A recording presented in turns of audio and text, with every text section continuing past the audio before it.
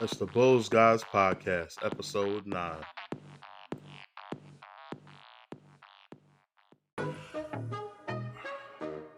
Welcome to the Bulls Guys Podcast. I'm your host, Kenyatta Wright, and this is my co host, Greg Love. We are the Bulls Guys.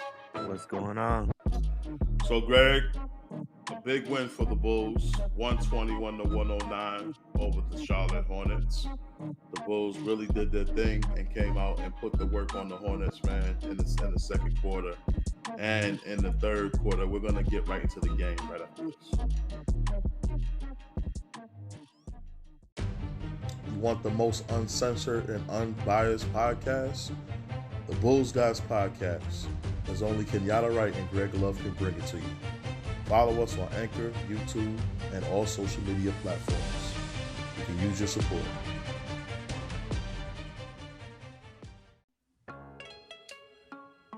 Back on the Bulls Guys Podcast. So, Greg, big game by the Bulls tonight. All around effort from Vooch, Demar, and Zach. The Bulls forced the Hornets into a terrible shooting night. The Bulls just dominated this game from the second quarter, and then they opened up that third quarter on a 12-8 run, and they just never looked back ever since then, Greg.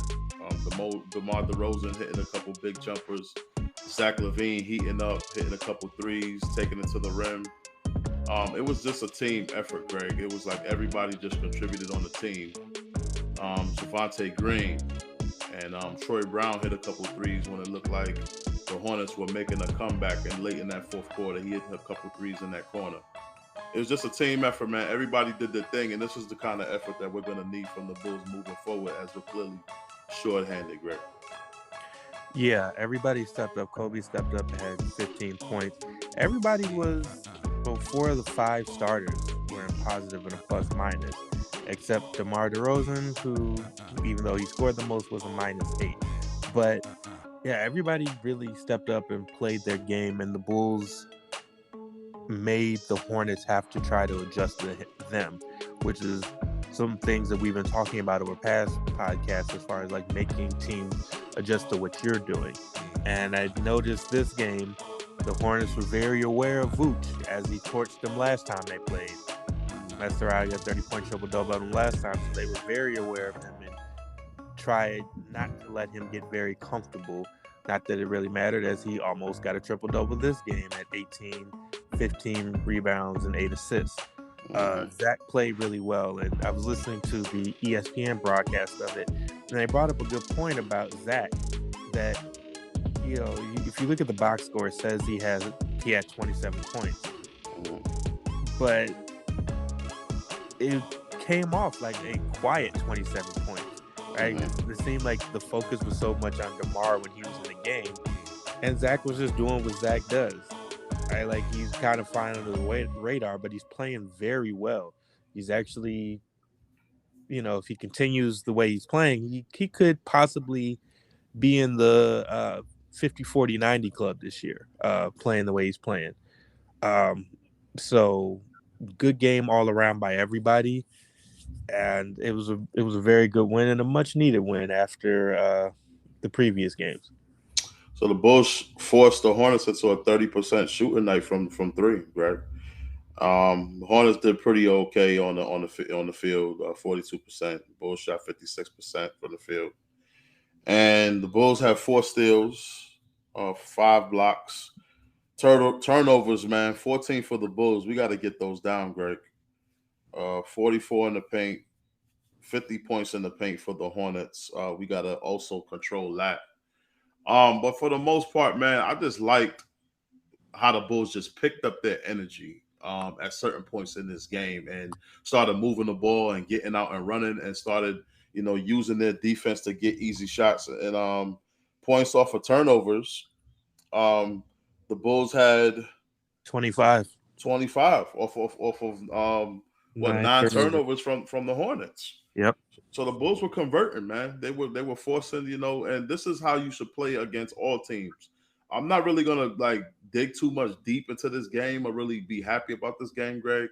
But this was one of our first win in a TV game. This was on ESPN, a live national game. But I want to be a contender. I'll take it as I can get it because we went on national TV to show the world that, yeah, we are back. And they were showing a lot of Michael Jordan clips in this Yeah. game, Greg. Yeah, they were. To reference, he is the owner of the Charlotte Hornets. But yeah, man, it was bringing me back, and it was a good night to get a big W. Yeah, yeah. Like I said, this is a much needed win, especially against a team in the Hornets that was sliding. Because including this game, they've lost 5 of 6 at home. So going in there and taking care of business and getting back on a winning track, I think that was very important for the Bulls. And to your point about the Hornets shooting 30% from three, like when I'm talking about the Bulls kind of imposing your will, imposing your style, and making teams adjust to you, like playing the way that the Bulls play, right? Like I like how it basically forced the Hornets to have to take threes to try to play catch up. And that's what the Bulls need to do. Play your game, play your tempo, make teams adjust to you. And then if it gets to the point where, you turn around, you're up almost 20, right? Now they have to start jacking up threes to try to catch up with you. And that's what the Bulls did tonight. I would like them to be more consistent in their defensive intensity. Because since Christmas, I believe it might have been December 23rd or Christmas, one of those days, the Bulls' defensive rank has dropped to 23rd in the league. So I would like them to increase the defensive intensity. Of course, that's putting pressure on everybody, kind of like they did tonight with the Hornets. And this is the end result where you have teams that are shooting 30% from three, 42% from the field, and you're winning comfortably. Well, with Caruso, I believe he was top 10 in the league in that department. But I like what Billy Donovan said in the press conference the other night after the game and saying, everybody keeps saying, if we get Lonzo back and we get Caruso back, the Bulls defense will be good. But he was like, he doesn't believe that. He think everybody on the team should be able to play defense and not just put it on those two guys to defend. And I agree with him. Why is Javonte Green the only one dropping on the floor? Good kudos to him tonight, too, on that play, Greg. You know which one I'm talking about, where he dived on the floor and got us the extra possession? Yeah. Everybody on the team should be doing that. Everybody on the team should be dropping on the floor. But some of these guys feel like they're too pretty. I don't know if they're going to break their nails if they fall on the ground, Greg. But listen, this is basketball. What Javonte Green is doing. And I don't want to just say Lonzo and Caruso. I'm going to add Javonte Green into that mix because he plays just like those two guys, scrappy, going after rebounds, going after steals, dropping on the ground. Listen, man, you got to do whatever it takes, Greg. You got to push up your sleeves and go to work in some of these wins. Yeah, I completely agree with you. We've gone over this before, talking about how they make winning plays, and it's got to be everybody, 1 through 15. Everybody, when you get out there, you got to leave it all on the floor, and play with that intensity. Play like you playing for a contract, right? Like playing like you playing for your basketball life, because that's what sparks everything else on the defense, right? You get a deflection, you get a steal, you get on a fast break, and everybody kind of gets going. So that's what we really need out of everybody, especially now with guys being out, missing Caruso. Especially now. Yeah. I mean, with AO being out tonight, right? Like being very, a guy who gets up in you defensively, sticking the best perimeter player, right? Like with DJ being out too, him getting deflections, getting blocks, things like that, right? Like these are some of the things that we're going to need from everybody else, especially in these guys absent. Yeah, you're going to need that, man. And it's like, I just don't know, man. When I look at this team sometimes, Greg, I don't see that dog in them. I don't see that hunger, especially after a loss. They just come out like, okay, we lost that game. It's just a new game. Nah, man, were you embarrassed? Don't you want to show that wasn't really you that lost the other night, that this is the real you? And I don't know, after a loss, especially against good teams, man, losing back-to-back to Philly and Phoenix, and then to come back and win and only lose that game in Chicago against Phoenix by 3. I felt like, where was that effort earlier? Like, you have to come out expecting to get punched in the mouth.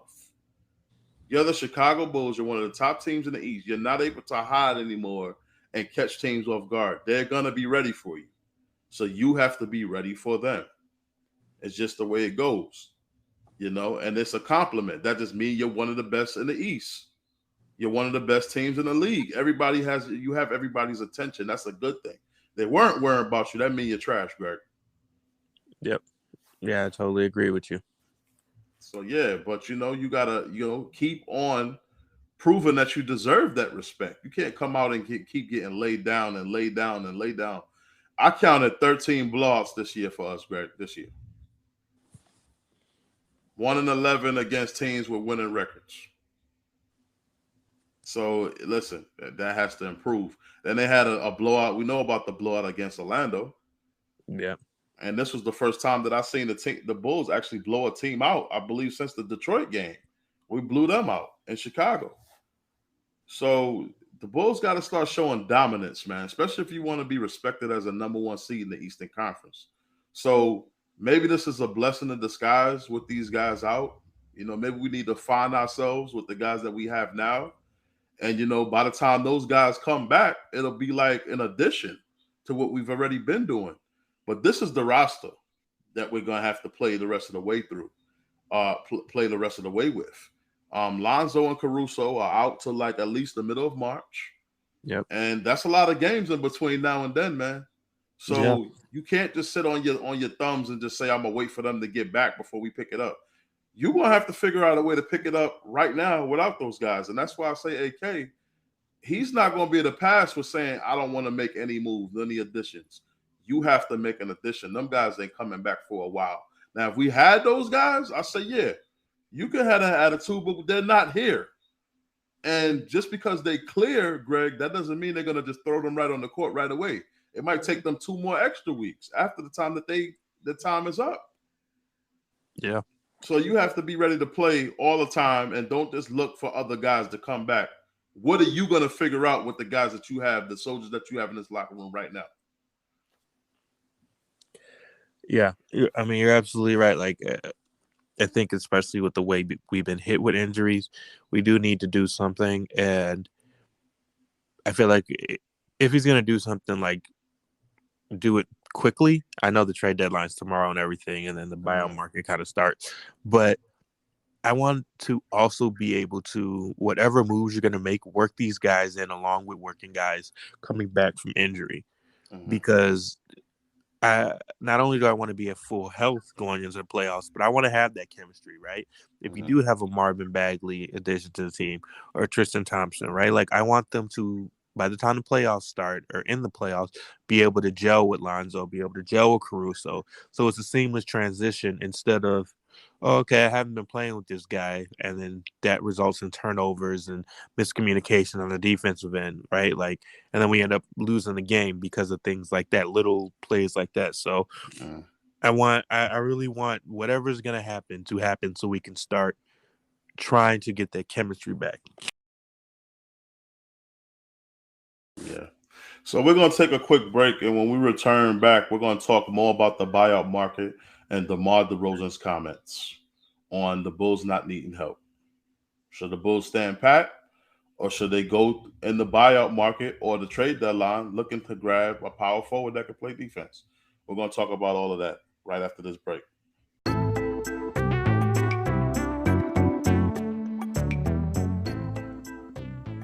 How do you feel about the Bulls? How would you like to be on our show, the Bulls Guys Podcast, and give your thoughts on the team? Send us your emails at talkingbulls82@gmail.com, and we'll be glad to have you on.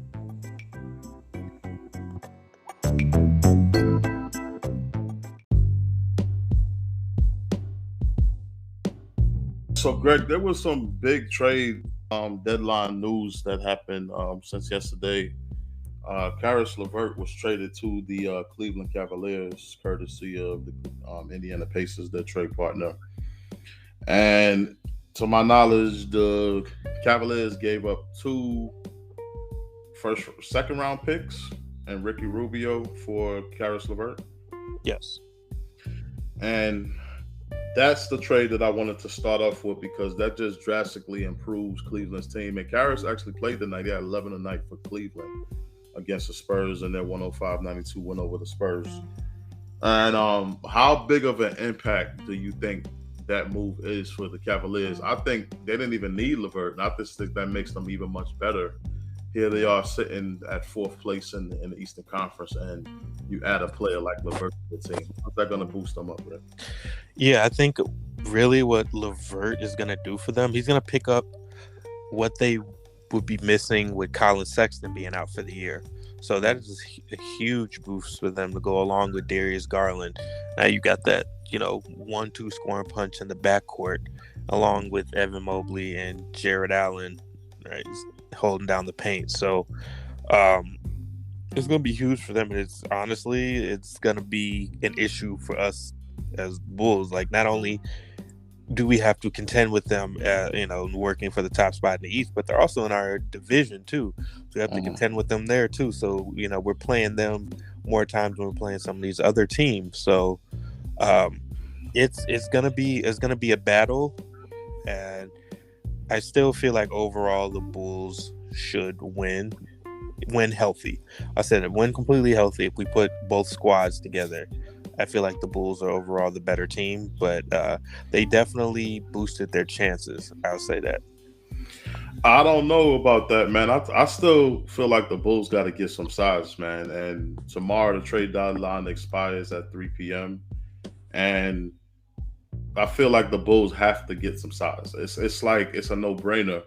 But for what I'm hearing, there was news that came out, some other news that I was looking at, that the Bulls might be waiting for a buyout in the trade market for Marvin Bagley. And this coming from the heavy insiders, Sean Devaney and Steve Bulpett, reported this. And this was what I researched. And from those sources are saying that the Bulls are waiting to the buyout market. And another player that might be in that buyout market is Tristan Thompson. Tristan Thompson was traded to the Indiana Pacers in that deal between the Indiana Pacers and the Sacramento Kings yesterday, and reports are coming out that Tristan Thompson will not suit up for the Indiana Pacers and wants to play for a contender. So I'm guessing that they're going to buy him out, and he's going to be a part of the buyout market. So he's another guy that I would love to have on the block. Yeah, definitely. When you're talking about size, right? Like, and I know you were talking about some of these G League players, right? But I think those are two guys that would really help us improve and get some size and get some really defensive help. I think that'll be the most important thing, because we don't necessarily need scoring at this point. I think we're kind of set, like on when we get everybody back healthy and adding size. I think that'll be great. One thing I think we could use is like a shooter. And I know I've been saying for a few podcasts to get Matt Thomas in. I retract my statement. But I think we could really use a good shooter too, if we could somehow find one. Joe Ingles got traded. Maybe Portland might be willing to give him up. Who knows? But I know Indiana's not budging off of Buddy Hield, according to Woj. So maybe trying to get a shooter at some point could help. No, I'm hearing that Indiana's actually trying to trade Buddy Hield. Sorry, Zach Lowe said they don't plan to trade him despite interest from other teams. Oh, okay. Because I've seen a report. See, all these reports that's swirling around, man. That's why I would like to just stick with Woj and some of these reporters that speak the real. Because when you start going with all these different type of people to get your sources, it's like you start getting mixed up. Because I could have sworn I seen a story earlier that's saying, Buddy Hield was up for grabs, and his contract is so crazy that it would be hard for Indiana to move him. Yeah. Even if they did want to move him. But you talk about Marvin Bagley joining the Bulls. He's a guy that I definitely will want. He's a player that I definitely wanted, like back when he was getting drafted. And he was number 2 draft pick. Yes. He was averaging 13 and 9 before his injury, and then as he returned back to Sacramento, he's averaging 9 and 7. No, it's 13 and 7, and now he's averaging 9 and 7. So they're saying that his numbers reduced because he hasn't been happy in Sacramento. I don't know why he's not happy in Sacramento, but I've just known I've been following the Kings and this young kid for for a couple months, and I just know that he's unhappy and not doesn't want to be there. But Well, who does want to be there? Tristan Thompson wants to leave too. well, from what I heard about Bagley, the issue he's had was that the Kings didn't know how to use him. And that's been his biggest issue. It's been inconsistent playing time. It's been, not featuring him, things like that. They just didn't really know what to do with it. They drafted him high because, he's talented, but they didn't, once they got him, they didn't know how to utilize him or put him in the best positions. So that was really his gripe. And then they just held on to him for the sake of holding on to him. So that's, I think, where a lot of the tension really came in. Yeah, so speaking of the Pacers, I know I had floated the idea of Miles Turner, possibly trying to swing a trade for Miles Turner. But I've heard two things. For one, I've heard that Miles Turner is actually fairly excited to be able to slide back over to the center position with Sabonis gone, and that he actually is looking forward to playing with Tyrese Halliburton. And also their asking price for him would be either 2 first-round picks or a first-round pick and a promising player like an AO or a Patrick Williams, which I'm pretty sure the Bulls are not willing to budge on, which I also would not really want to engage in either. I read a story and I started laughing. They said the AK, when he heard that they wanted Pat and AO, he hung up the phone. Listen, I would have hung up too. Like, how you gonna really ask for AO right now? I wouldn't trade AO for anybody right now. For both of them, right? Like, I could even see if you were saying one or the other, but you're saying you want both. That's 2 promising young players right there that could probably be all-stars. One of them are gonna be an all-star, probably even both of them. And you want us to give them up for Sabonis? Nah, man. And then you took for Sabonis, what did they take? Halliburton and Buddy Hield? I don't know, Greg. I just look at that as like they wouldn't have gave the Bulls that for those 2 guys.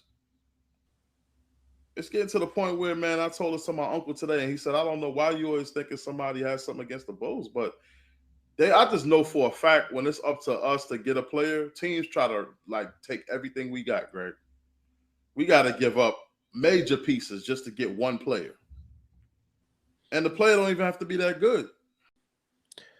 Yeah, no, I kind of get it in the sense of if you smell blood in the water, or if you feel like you could take advantage of somebody, do it.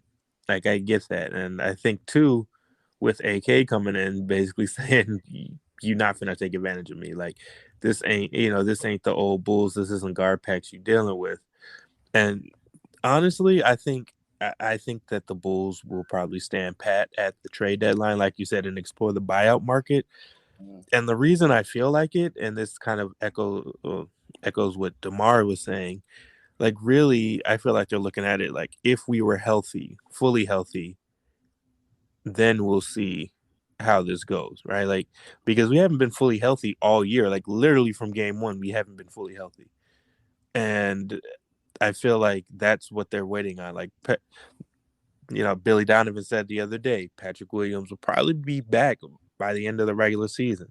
Lonzo will be coming back. Caruso will be coming back. Derek Jones will be coming back, right? So if we're looking at it at, a 10-man rotation, even if you're playing small ball or whatever, it's pretty solid if, we're swapping out, like you said, some of these G League guys. We're getting Lonzo back. So if we're sliding Lonzo back into the starting rotation, then that probably means AO's going to the bench, which means if you're playing these 3 guards, AO, Kobe, Caruso, maybe you're putting Patrick Williams coming off the bench to get him worked back into the rotation and everything, or Javante, and then Derek Jones Jr. or somebody, or whoever you're throwing into it. It's a pretty solid 10-man rotation if healthy. It's small ball, but it's solid. So I think that's what they're really banking on going forward. And then there was talks. Casey Johnson reported that Kobe White is not in any of these trade talks. So White is nobody has been calling for White. And from what I believe, the Bulls have been offering White, right? Is that correct, Greg? Yeah, from what I've heard, that they have been offering, right? Which, I mean, it does make me wonder: is there just no interest in him, or why is there no interest in him, or what? Or do they? I guess do they see what we see?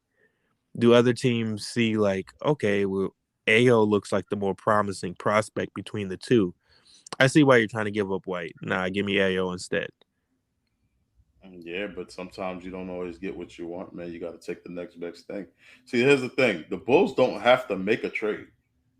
The teams that are trying to trade with the Bulls are much worse off than the Bulls are. So the Bulls don't really have to make a deal. And you're basically trying to give up your player more than we're trying to get your player, if that makes any sense, Greg.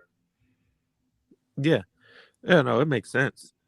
Yeah, so the Bulls don't need to make a deal. They need to get rid of their players so they can improve and get from where they're at. The Bulls are one of the top teams in the Eastern Conference. But in order to put ourselves in that championship level, Greg, we need to get that power forward that can defend.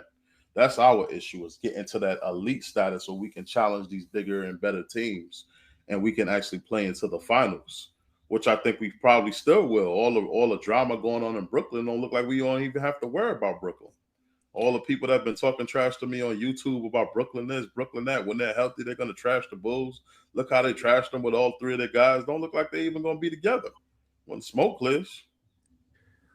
Oh, from what, speaking of Brooklyn, what Woj is reporting as of about 2 hours ago, that Brooklyn and Philadelphia aren't engaged in any meaningful dialogue about James Harden for Ben Simmons trade. Yeah, I seen that too. They're gonna play it safe and trust in him to sign the contract, but I think that's a mistake. Yeah, no, But well, you still have the issue of Durant being out and having this got to get healthy, and you still have the issue with Kyrie not being able to play games at home. So it's a lot of drama going on. Even if you get past the James Harden drama, and listen, they said all of that today, Greg. But by afternoon tomorrow, they might trade Greg Harden anyway. I mean James Harden anyway. that's true. You know how things go with the buyout market. These teams don't want you to let the media know everything they're doing, and you might think you got a handle on what they're doing, and then bam, a move happens. And speaking of that, I think the Bulls got to be one of the sneakiest teams in the trade deadline right now because there's just not a peep, nothing coming out of what the Bulls are really doing. And that's really alarm. That's really strange to me that Woj didn't get any kind of information on what Chicago has been doing. And I know they're trying to make moves. Yeah, I mean, either they're being super sneaky, or they feel confident in what they have and they're trying to let the market come to them. Well, I mean, based on what these guys, the insiders were saying, I think that's true because AK, I think he wants a big man. But reading the comments that I read from him on ESPN, one of the ESPN articles, this was back in January. This was like the January 6th. It was a January 6th article ESPN published. And he was basically saying he likes our team. And that was around the time that we had that 9-game winning streak, Greg, and we was coming back out and coming back from behind in some of mm, those games and winning off of DeRozan's last game heroics and stuff like that. And he was like, he likes our team. He likes the way we've been fighting back. And he said he'll listen to teams, but he's happy with the guys that he got. So that's just telling me that he don't believe he need a big man. He don't believe that we lack size, which I disagree with. I well, think that we need size, but we're talking about a month and some days ago. true. Or like you said, maybe he doesn't feel like he needs to give up assets to get a big man. Maybe his plan all along was to explore the buyout market. Exactly. Yep. So he does sound like a guy that if he was the point, that's the point I was trying to get to, Greg, is that he sounds like a guy that he wants to keep what he got and he wants to get something for nothing, basically. Yep. So he's gonna try to get Marvin Bagley, in my opinion. And I think that would be the best addition that we can get out of the trade deadline, Greg. A young Marvin Bagley. Yeah, I think that would be a great addition for the Bulls. Well, I mean, this is all, of course, predicated on Sacramento buying him out or him, working it out with them. But of course, I mean, you know how these things go, that if something's in the work, he probably would already have not necessarily signed with the Bulls, but already have like a handshake agreement that, okay, when this buyout goes through, I'm gonna just fly to Chicago and we gonna, sign on the dotted line or wherever it is. So I think AK may be working kind of behind the scenes like that. And since nothing is officially done yet, it's probably what he's waiting on. All right, fans. When we come back, the slam article between Zach Lavine and DeMar DeRozan, the interview that they gave, we're gonna give you some comments on what was said in that interview right after this.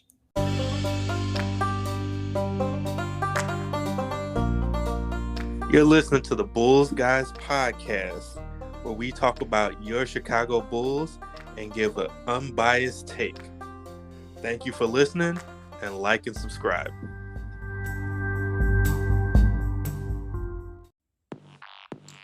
The Bulls Guys podcast, formerly known as the Talking Bulls podcast. The most up-to-date Bulls news, rants, and in-your-face, blunt opinions. Follow us on YouTube, Anchor, and all social media platforms. All right, back on the Bulls Guys podcast. So, Greg, there was a February issue of Slam magazine that I had to order on eBay. I couldn't find it anywhere on my newsstands, but it was an article I was intrigued on reading. And on the cover is Zach Lavine and DeMar DeRozan, our two main stars of the team right now. And there was an interesting article in that magazine of these two talking about, a whole bunch of topics they were talking about. They were talking about the media. They were talking about, the reporter was asking them, how do they like playing with each other? How did Zach feel when he heard DeMar was coming to the Bulls? How did they feel about the media writing them off, calling them a 11th seed, a playing team? Mm-hmm. And it was a really great article. And from reading that article, I can say that people don't know Zach Lavine the way they think they do know him. Yeah. And reading that article and getting those words from him about he don't care about who's the scorer, who's the leading scorer. When he heard DeMar was coming to the Bulls, he was excited. He followed DeMar's career when he was in Toronto, and he felt he was, with him on the team, they can do something. They can make some noise. And when he came, they had the understanding that, they were only gonna, it was gonna work because everybody was saying both of them together wasn't gonna work. And DeMar was telling Zach, it is gonna work. It is gonna work. Guaranteeing it to him it's gonna work. And it was an interesting article, man, especially with Zach Lavine's part. DeMar was just basically saying, he all of the doubts and people saying he was done, and he felt like he was coming to a family, and in the locker room, everybody is in sync, everybody's together, nobody's selfish. What did you get from the article, man? That's all I got from it, is that these guys were in sync from day one and ready to prove the rest of the world wrong. Yeah, I think what some things I took from it is, especially when they were talking about how they mesh, right? And I think Zach was the one who brought it up and said, like, DeMar has been the number one guy, Vooch has been the number one guy, and like Zach's been the number one guy. Lonzo was the number 2 pick, right? Caruso comes from a winning championship culture, right? Like, and he was just making the point that they are trying to mesh all of that together to create that championship culture and create that winning culture. So I thought that was, there's really interesting, like in a case where like there's been times when I think, you brought up Zach, and I think because you really don't see him get fired up like a Russell Westbrook or anything like that too often, right? Like, he seems pretty even keeled for the most part. And I think there's just this misconception about him that he doesn't care, right? And that's clearly not the case. Like, even kind of the first question that they asked him, and they're talking about, what's your goal, right? And they're like, the response is basically like, what do you mean? If your goal isn't to win a championship, like, what are you even doing it for, right? So, I mean, I think that says a lot about both of them. And them talking about how often they text each other. Like when they talked about when the Bulls beat the Lakers and Zach was out and Demar was playing, he texted him like, "Yo, man, really could have used you." And Zach, when Demar was out saying the same thing, I think it shows, the chemistry that they have and how mature they are as players, that you can look at it and be like, okay, I want to play with this, I want to play with this star. Do I know how it's going to work initially? No, but I know, like you said, we can make it work, right? Like we're, two smart basketball players, two vets. We can figure out how to make it work, right? Like it's not a type of thing where it's like, oh, well, I'm going to play my way and you're going to play your way. And then what happens. Like, no, we're going to figure out how to complement each other. And of course, you have all these other pieces that are added in. But I think, taking their egos out of it and it's like, look, man, at the end of the day, I just want to win. Right? Like that's what I got out of the whole article. They just want to win. That's it. They want to win a championship. That is their priority. So with that being said, man, like I like it. I like the mindset. I like the attitude. Right? Like part of me, I'm not gonna lie, is like this sounds good in an article. And sometimes I don't always see it reflected upon on the court. But tonight you did. Yeah, tonight definitely. That play where I think it was at the end of the third where he was dribbling at the 3-point line. Yeah. And then he handed off to Zach for the pull-off three. I'm like, man, I ain't even expect him to pass that. I ain't even going cap, man. I didn't expect him to pass that ball. Yeah. And he did it, and Zach made the shot. And I'm like, see, man, you got help. You got to use your help, man.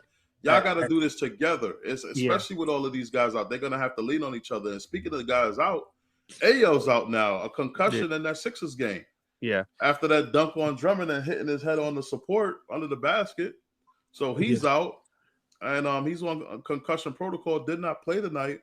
But there's no timetable for his return, I believe. I was searching and didn't see when he's gonna be back. No, they didn't report on when he was hurt. I would guess probably about a week or so, optimistically.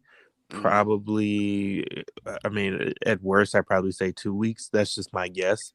But yeah, I can say, even though like Demar has been going on this monster stretch for like the last like 10 games where he's been, I think they said averaging around like 38 points a game. But even with it, I have noticed that he has been willing to pass the ball more out of these double teams. Like I will give him credit. I've noticed that he is passing it more and trying to trust his teammates. Does the pass always get there? No. Sometimes it results in turnovers, but I'll live with that because you're showing the fact that, yes, I do trust you. Yes, I will pass out of this. I'm not going to try to force a shot up and then, yell at the referee for not getting fouled. So yeah, I think it's showing he's making progress. Yeah, he's making his job harder by doing that, man, because you have to keep the defense guessing. If the defense always know that you're going to shoot it, they're just going to zero in on you and force you to make a tough shot. So your teammates actually can be used to make you a lot better and get you better shots, because if you're passing it off of your teammates knocking it down, then you got a double threat right there, because they don't know if you're going to pass it or you're going to take it yourself. But you keep the defense in the middle in limbo, not knowing what you're going to do, being unpredictable. So using your teammates actually helps you. And I don't think a lot of players think like that. I said this on the other podcast. A lot of players don't think like that using my teammates can make me better. And it's the truth, And look, he still had 36 tonight, Greg, and he passed the ball off. Yep. You're going to get your numbers, dude. The ball is going to come back to you. Just share the wealth. Let everybody eat. You're going to get your numbers. Everything's all good in paradise. Look, everybody got their numbers. We won. You got the numbers that you want. You got the touches that you want. Just share the ball a little bit and let everybody help you out, man. We a family. We're trying to do this together. Yeah. I like I said, I think he is starting to trust these guys more and not feel like it's all on his shoulders so much, and especially with having a running mate like Zach. And Zach has been in and out of the lineup, and I think when that happens, we all kind of know that the load is going to be on Demar to do most of the consistent scoring. But yeah, I think especially with Vooch stepping up his play as of late, he's been playing a lot better. I think that kind of helps too, to take some of that pressure off. And is why Zach is more willing to, or why Demar is more willing to pass the ball out of these double teams. All right, fans. When we come back, we're gonna wrap it up and we're gonna say goodnight right after this. Talking Bulls can now be heard on 3 separate platforms. Follow us on Spotify, Anchor, and YouTube.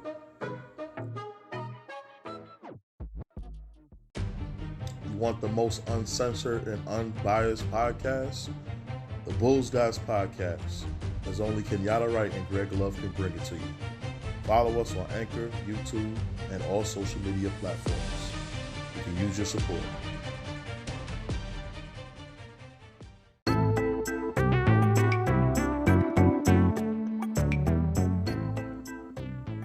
How do you feel about the Bulls? How would you like to be on our show, The Bulls Guys Podcast, and give your thoughts on the team? Send us your emails at talkingbulls82@gmail.com, and we'll be glad to have you on.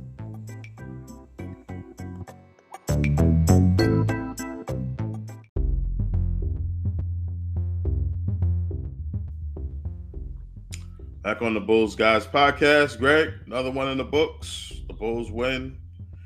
We'll get on to Friday against the Timberwolves, man. It's going to be a tough game, Greg. Yeah, it will be. But luckily, we do have this 6-game homestand. So hopefully some home cooking will do us some good and we can get some W's coming out of this.